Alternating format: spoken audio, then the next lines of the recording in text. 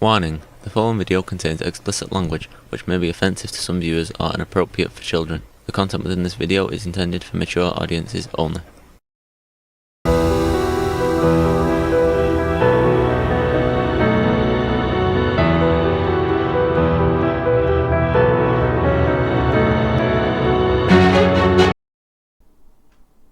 Hello and welcome to this video. Hope everyone's doing well. Right now we're keeping an eye on Hurricane Francine in the Gulf of Mexico.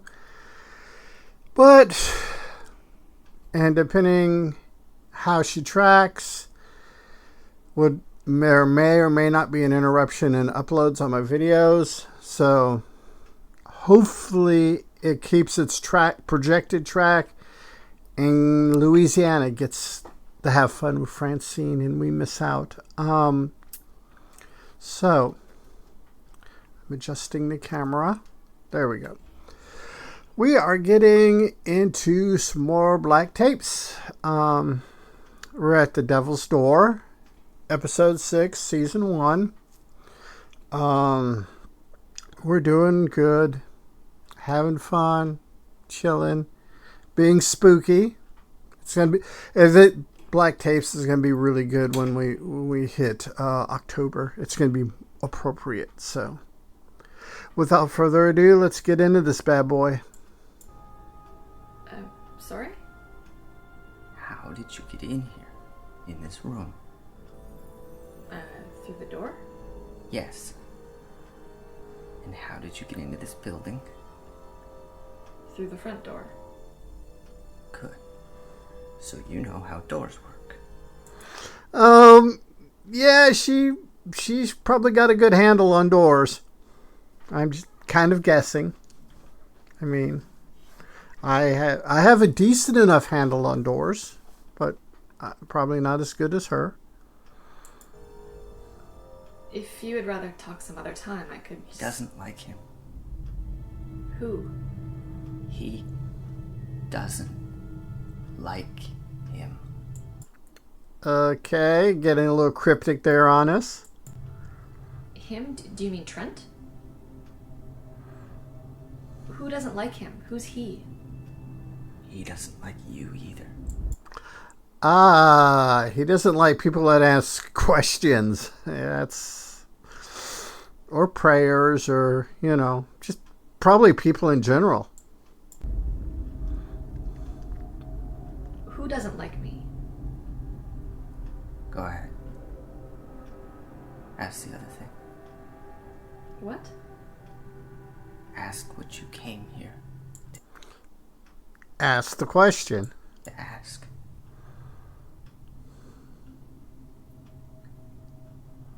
They told me you confessed to killing your parents. But you didn't really kill them, did you?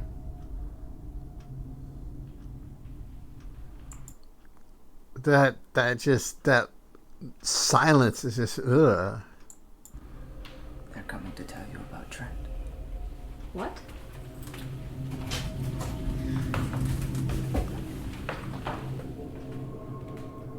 So here's what happened. While Dr. Barnes was watching my interview with Simon from behind the glass, the camera in Trent's room went black. A hospital worker ran to his room and found Trent on his bed suffering a seizure. A nurse was able to help calm him.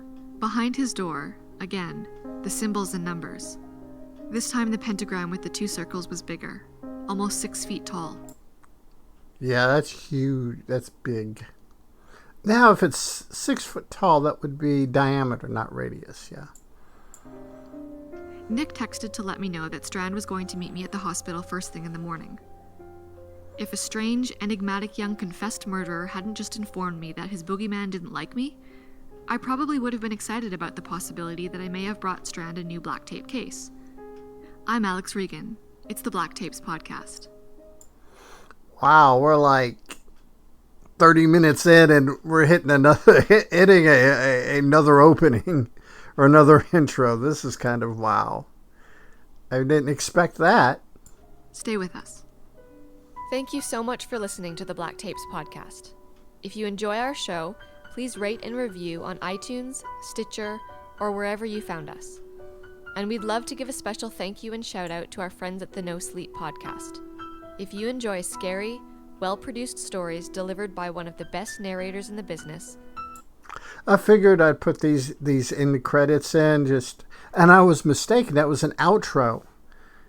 There must be a lot of like stuff at the end here because it's showing the player is showing like 8 minutes left.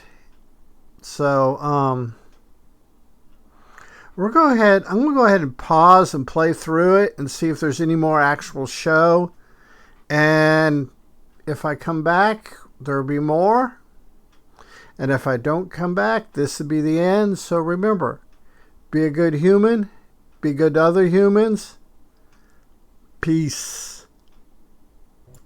Well, it turned out it was just kind of an outro with a commercial for their stuff. And it looks like we're going to be going back into our main story. Strand walked into the Three Rivers Hospital. He was all business. He wanted to see Simon right away. Dr. Barnes was eager to oblige. I waited just outside the door to avoid crowding Simon. Simon, this is Miss Regan's friend, Dr. Strand. Hello, Simon. Dr. Barnes said you'd be fine if I asked you some questions. Yeah, this should get interesting real quick. About some sketches Trent made.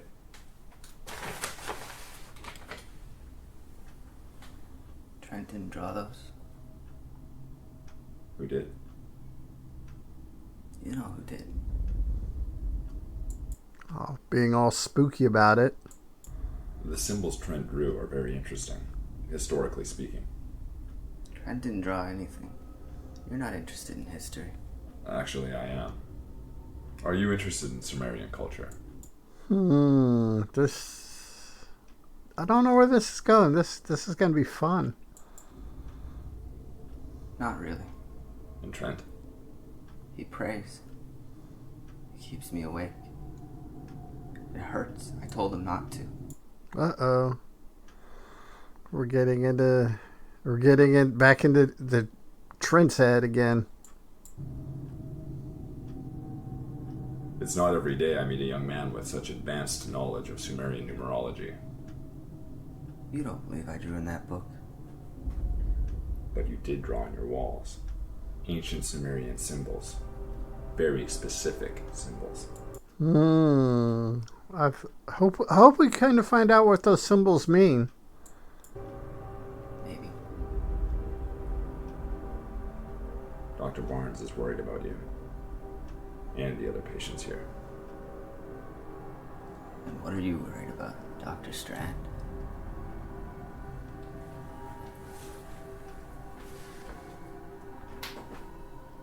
You don't get... Yeah. I don't think Dr. Strand is, I don't think he's being completely upfront with everybody. Yeah, I don't think so. Hate the yawns.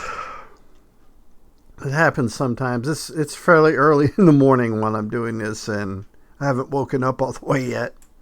And the coffee is still percolating. Much sun in this place, do you? You're looking out the wrong window. The sun sets that way. Interesting. Have you ever actually met Trent? It means nothing. Look closer. Yeah, I have a feeling that Strand is probably coming, just getting kind of rather upset deep inside. Excuse me. Those aren't just numbers, Doctor. Thank you for your time, Simon. There's so much more. I wonder if this is going to add to the what is Dr. Strand about that main line story coming at the end of the episodes of how much involvement in Strand's wife's disappearance and all that, and how all that's coming. I wonder if if Simon's going to give us a clue on that.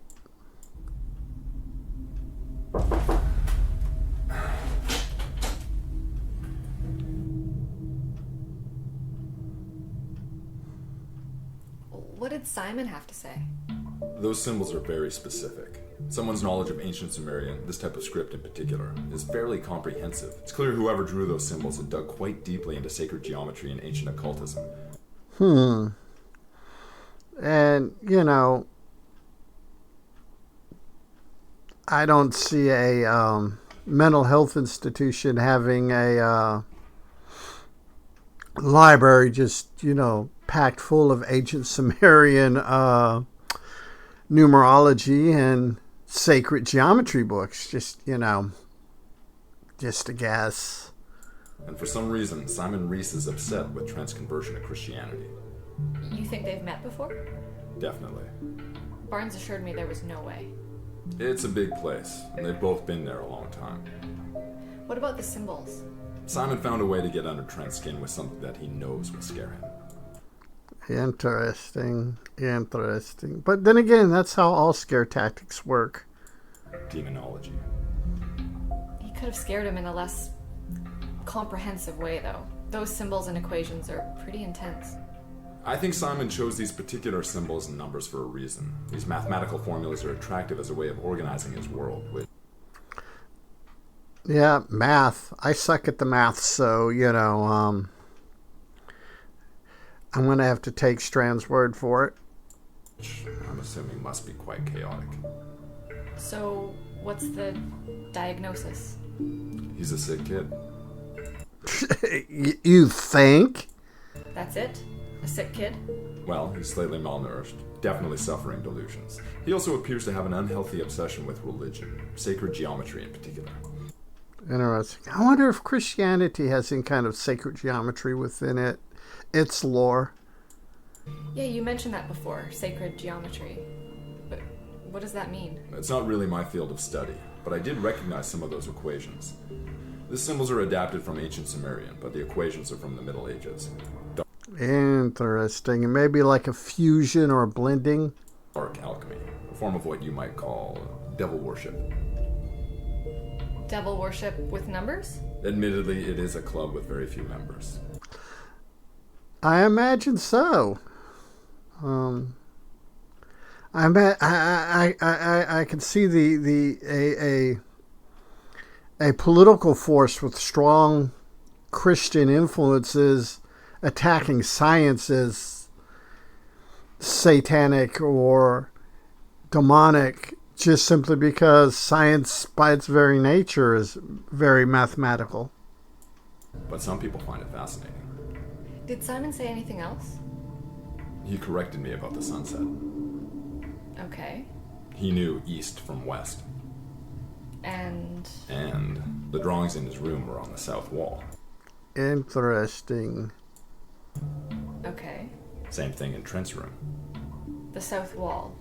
What does that mean? It might be a coincidence, but certain symbols placed on the walls on the south sides of churches mean something very significant to people interested in sacred geometry. Interesting. I may do a Google search on Christianity and sacred geometry just to see what I find. Lots of people know east from west. Of course, but not a lot of people know the original Sumerian binding symbol for the ancient god Anzu. Okay, so what does it mean? I'm not sure, but it looks like... What does it look like? It looks like somebody was trying to create a portal.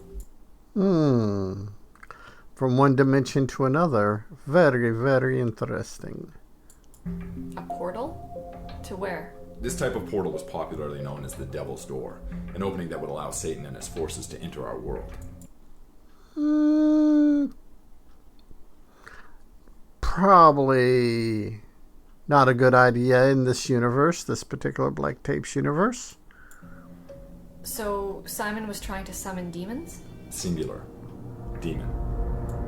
A very specific demon.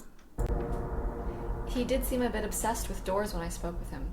What about Trent's claim that Simon somehow entered his room? I don't think that happened. No? No. I believe Simon manipulated the other kid, got into his head, maybe through the other patients. Fear and imagination coupled with a healthy dose of psychotropic medication can lead to certain elevated states of mind. Yeah, that I've seen certain mindsets and the effects that they have with psychotropic drugs with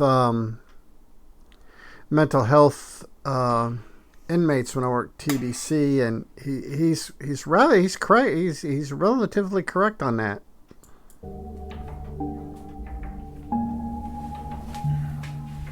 Wait, that's it? And just like that, with so many of my questions left unanswered, the case was closed. In Dr. Strand's mind, it was open and shut. One kid terrorizing and manipulating another, planting suggestions of ancient symbols and sacred geometry in order to drive that young man crazy. Yeah, sounds like Simon was just playing a game. Either that, or these two very troubled young men were working together somehow to create chaos and worry among the staff. Or was there a third possibility? Was Simon Reese trying to create a portal? To summon a demon? Me personally, I'd be leaning to the two people working in Trent and Simon working together to just screw with the staff at the mental health facility. But that would be an R world. That would be my take in our world. But in the Black Tapes universe, I mean, it could be 100 different possible things and all be correct. Dr. Barnes was convinced there was no way these two patients had ever met. But Strand found serious flaws in the hospital's security camera coverage, patients' visitor records, and a few other aspects of the case. For him, it was over. Until this phone call changed everything. Uh-oh.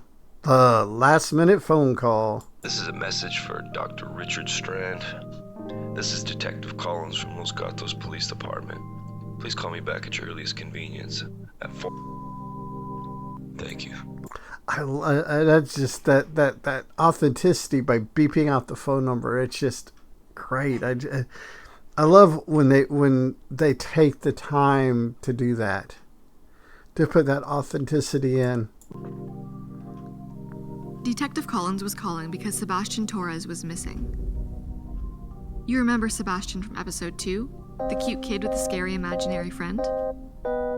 What does Sebastian Torres have to do with Simon Reese? You'll have to tune in next week to find out. I'm Alex Regan. It's the Black Tapes podcast. Next week, we go back to Northern California. Okay, yeah, that was fun. That was just one of those creepy, crawly, spiny goosebump episodes. I will encourage people to go to wherever you listen to podcasts and listen to these episodes without my commentary.